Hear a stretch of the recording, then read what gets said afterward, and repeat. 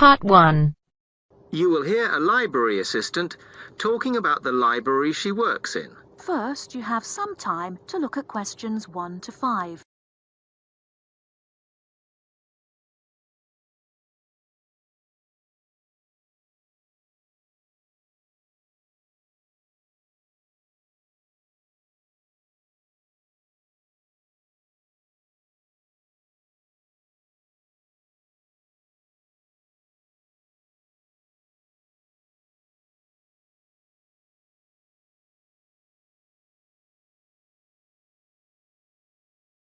Hi, can I help you? Yes. I wanted to join the library. Okay. First of all, let me show you round the library and explain a few things for you. Okay, now we're here at the main entrance.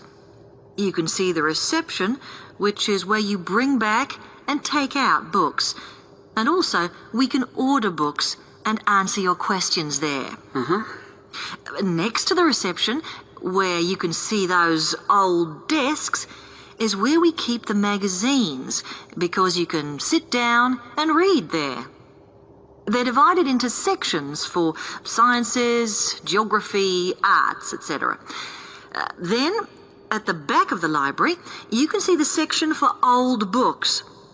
Next to that is where the books proper start. That used to be the science section, but now on those shelves you'll find the arts section. We had a big reorganisation in the summer, which I think has made it clearer. The numbering is standard, so you should be able to find what you want quite easily. However, if you can't find something, it probably means it's been borrowed. Okay, then in the corner next to the reference section is where we thought it was quietest and away from the phones and printers and things, so we've put the study desks there. They all have computer access if you need it for your laptop. We do ask that you don't just read magazines there, though. Okay, then there's the reference section, where you can look up the files. Then, as we come back to the main entrance, is the next section, where we used to have the languages. It got very busy and noisy, so when we moved everything round, we decided to put the law books here. Also, because it's a smaller section, it fits quite well here. Okay then, we're back at the main entrance. Over there, by reception, there's a door that goes to the extension, and we have further sections, such as languages and study desks through there. So you could have a look round when we've finished. Then, just between reception and the door here, is where we decided to put the computers, but the computer magazines are in the magazine section, as we found too many went missing here. Okay, is that everything? Before you hear the rest of the conversation, you have some time to look at questions 6 to 10.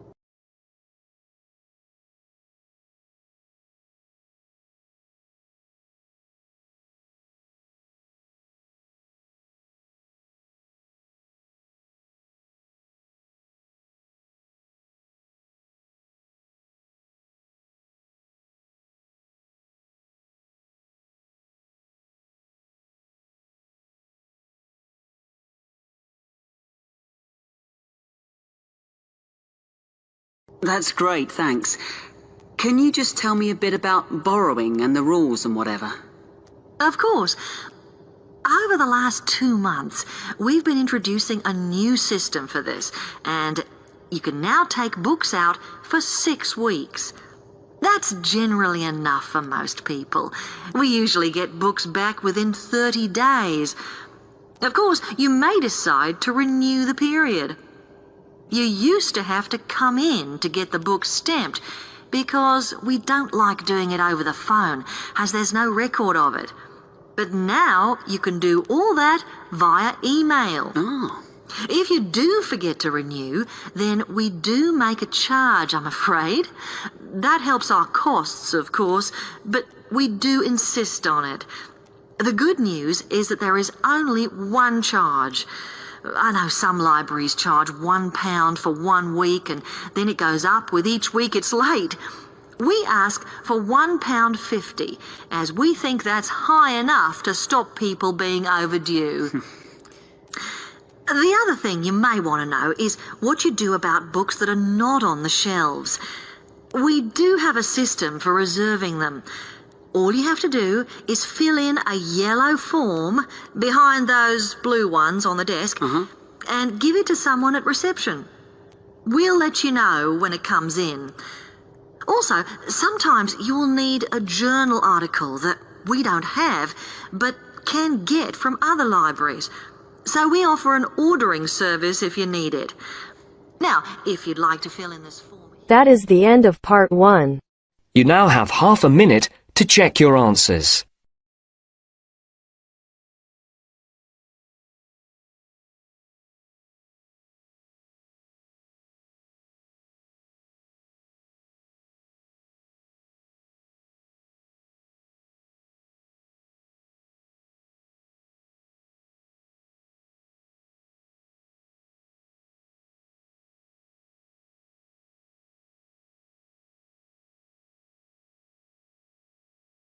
Now turns to part 2. Part 2. You will hear a woman talking to a group of students about volunteering opportunities with her company, Time Abroad.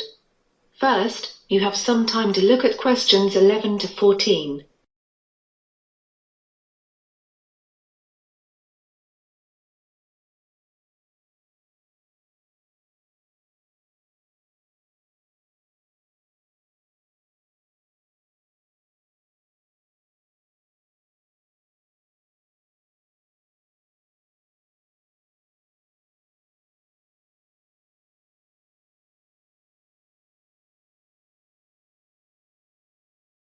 Okay everyone, thanks for coming today and for your interest in volunteering abroad. For those that don't know much about our company, Time Abroad, let me start by telling you a bit more. Time Abroad is one of the largest volunteer abroad organisations in the UK. The company was founded in 2000.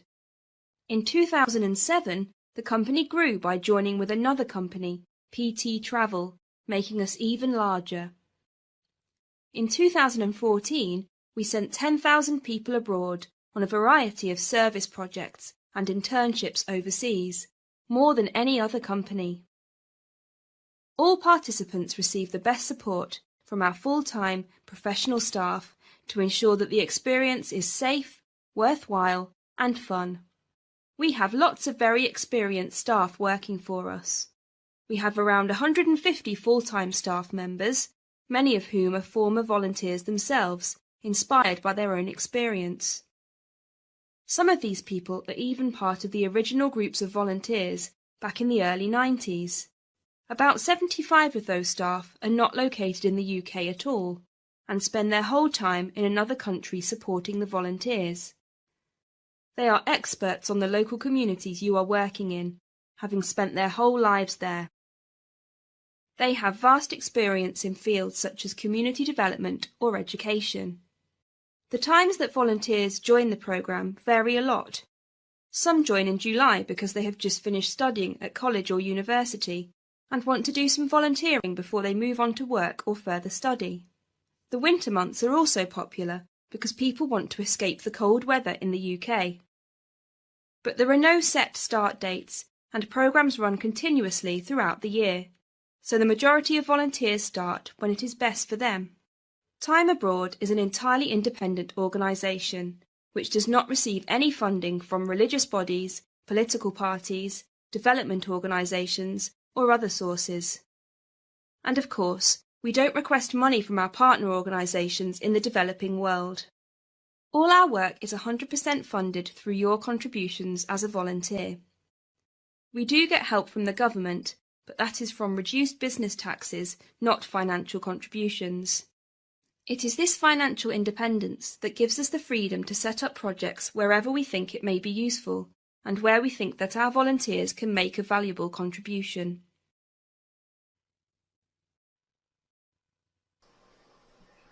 Before you listen to the rest of the talk, you have some time to look at questions 15 to 20.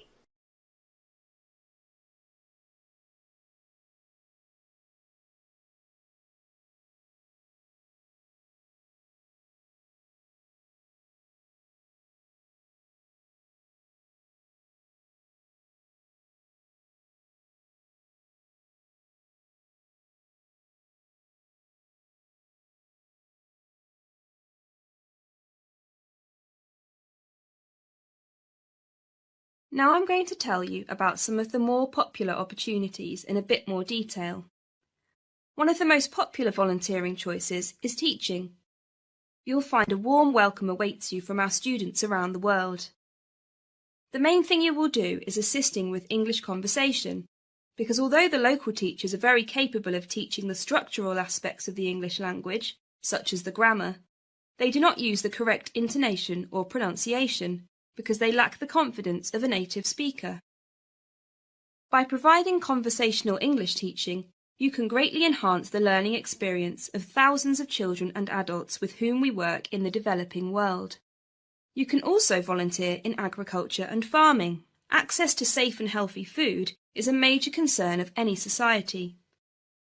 Volunteers work on a farm with the aim of promoting sustainable local food sources and responsible farming. Using pesticides and other destructive agricultural techniques can have a long-term negative impact on the environment and threaten the future well-being of whole regions. Time Abroad's agricultural and farming projects focus on organic farming practices and educating local communities on their benefits. You could also volunteer in the field of veterinary medicine. If you do this, you will be working alongside a vet in a local veterinary practice. You will help the vet when people bring in sick animals or join the vet on visits to people's houses or other places. You will gain fantastic insight that would not be possible in your own country. You are likely to see many exciting types of animals, like snakes, big cats, or even elephants. And you will develop a better understanding of the problems people are faced with in both urban and rural areas of the Third World. So, I hope that's helped you to learn a bit more about time abroad. Does anybody have any questions? That is the end of part 2. You now have half a minute to check your answers.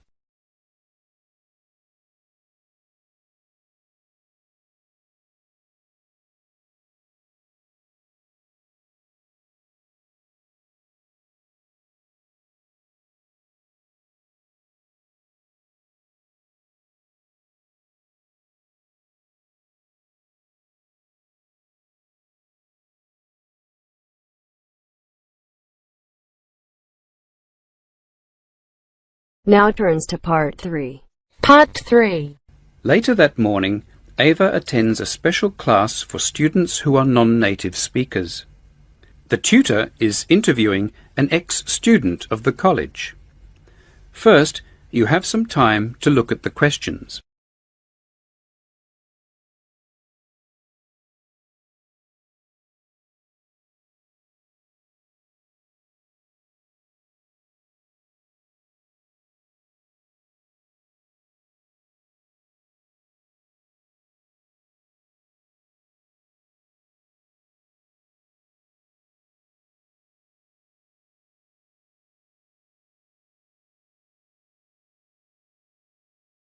Today I have with me Anna Cherney, who was a student at this college, how long ago? I was here 2 years ago now. Anna was a student in this English class when she was at the college, and she is here to tell us about the many problems facing a non-native speaker in a tertiary institution. What have you been doing since you graduated, Anna? I was quite lucky when I left the college because I got a job pretty quickly with the local council. I'm still with them. Tell the class what course you took here at the college. Yes, I originally wanted to work in advertising, but I found it was too hard because of my English. And so I changed my direction. And, well, I'm glad I did, because now I have a qualification in nutritional science. And that's how I managed to get a job with the council. What exactly do you do with the council? I work with the chief dietitian, making sure that the meals prepared for the elderly in the community are nutritionally balanced. The council provides food for those old people who can't get out of their flat or their house. It's a very demanding job, but I like it. You deliver the food? No, I spend most of my day in a laboratory at the council. But sometimes I talk to older people to find out if the food is tasty enough and that they like it. I spend a lot of time in the kitchens too, making sure that the food is good quality. What exactly were the problems when you first arrived at the college? I was very shy, you know. I couldn't communicate with the students in my class because most of them were native speakers. My English was not very good. But I thought everything was okay until I got the result of my first examination. The tutor was worried why I was so quiet in class. I told her it was because I was afraid to ask a question. And anyway, she suggested that I talk to the school counselor. What advice did the counselor give? Well, she was very kind and understanding, and I realized that I was doing the wrong course. You have to be an extrovert, you know, outgoing. I think it's a personal thing with me. You had to give a lot of opinions, and I am shy. So she suggested I ask more questions in class, so I made it a rule to ask at least 1 or 2 questions every lesson. So you swapped courses and began to talk more in class. Was there anything else that the counsellor suggested? Yes, she said I shouldn't live with students from my own country. I should share a house with some English students, so I did. And my English improved much faster. Are there any problems that you currently have with English? Oh yes, I used to have problems with the technical vocabulary in my field.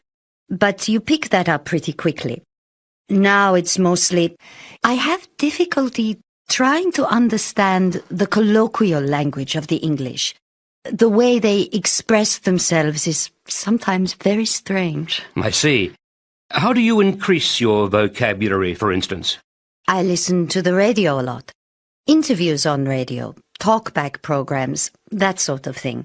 I find that really helps me. It's better than just watching TV. And actually, I keep a journal of the expressions I hear. Some people collect stamps and I collect new words and English expressions. Let's talk some more about your course at the college. Do you remember any study projects that you were involved in? Let me see. Well, there was one study we made of the nutritional habits of English school children. We had to produce a questionnaire for a group of 20 kids, and we discovered that too many children either didn't have any breakfast at all, or else they ate foods for breakfast that were much too high in sugar. These are 2 major dietary problems. Why?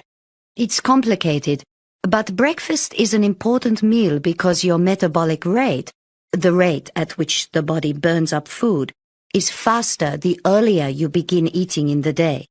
So, if you want to have lots of energy, eat a good, balanced breakfast. You need a higher metabolic rate, you see.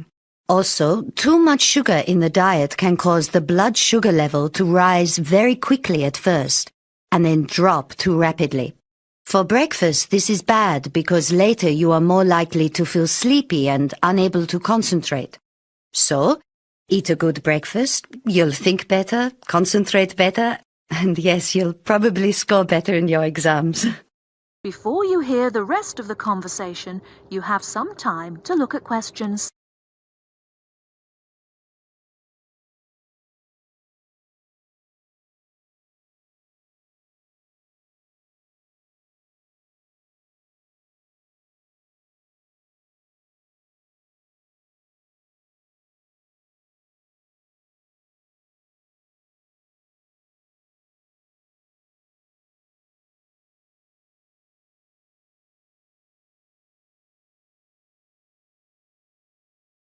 One last question.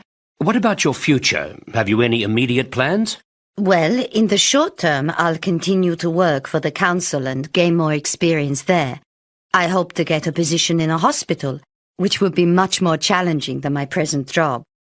After that, my long-term goal is, I have a dream to open my own business, an agency providing nutritional advice and giving consultations.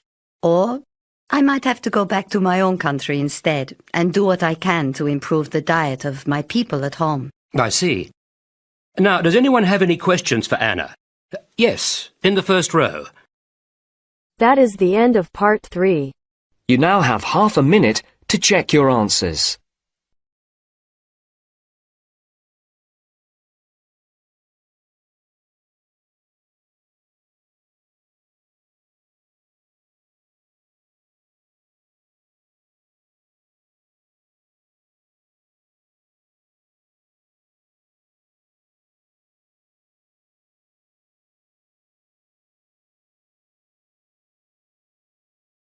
Now turns to part 4. Part 4. You are going to hear a lecture about the history of Indian railways. First, you now have some time to look at questions 31 to 40.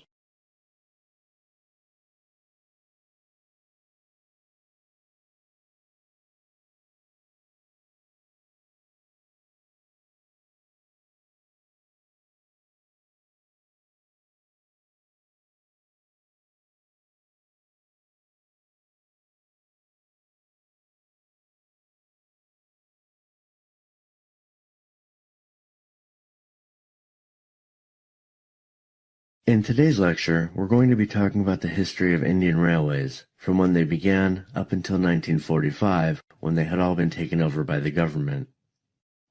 Indian Railways is an Indian state-owned enterprise, owned and operated by the Government of India through the Ministry of Railways. It is one of the world's largest railway networks, comprising 115,000 kilometers of track, over a route of 65,000 kilometers, and there are 7,500 stations.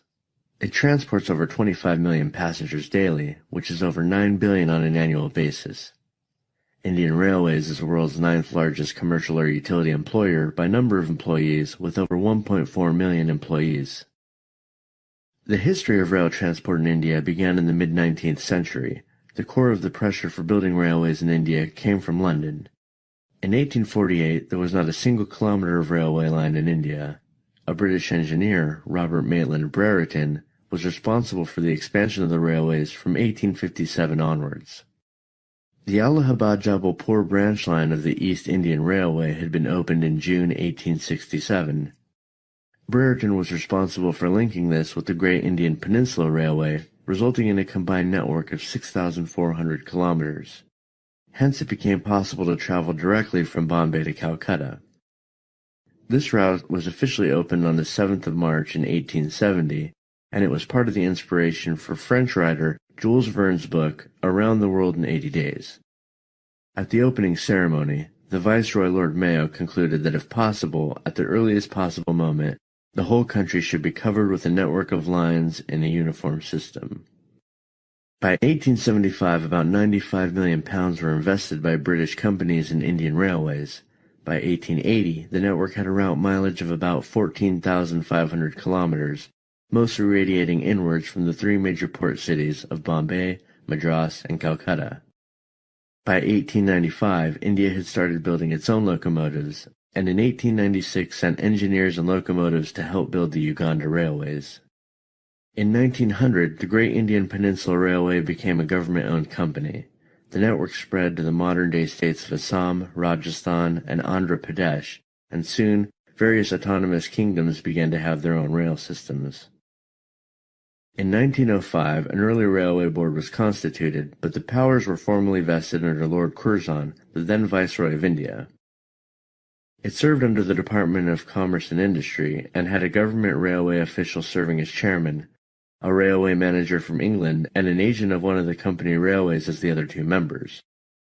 For the first time in its history, the railways began to make a profit. In 1907, almost all the rail companies were taken over by the government. The following year, the first electric locomotive made its appearance, and with the arrival of World War I, the railways were used to meet the needs of the British outside India, but with the end of the war, the railways were in a state of disrepair and collapse. In 1920, With the network having expanded to 61,220 kilometers, a need for central management was mooted by Sir William Ackworth, a British railway economist. Based on the East India Railway Committee chaired by Ackworth, the government took over the management of the railways and detached the finances of the railways from the other government revenues. The period between 1920 and 1929 was a period of economic boom.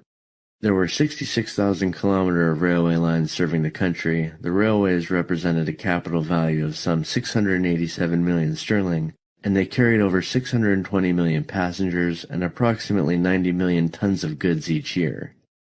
Following the Great Depression, the railways suffered economically for the next 8 years, and the Second World War severely crippled the railways. Starting in 1939, about 40% of the rolling stock, including locomotives and coaches, was taken to the Middle East.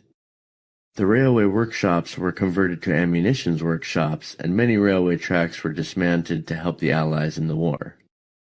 By 1946, all rail systems had been taken over by the government. That is the end of part 4. You now have half a minute to check your answers.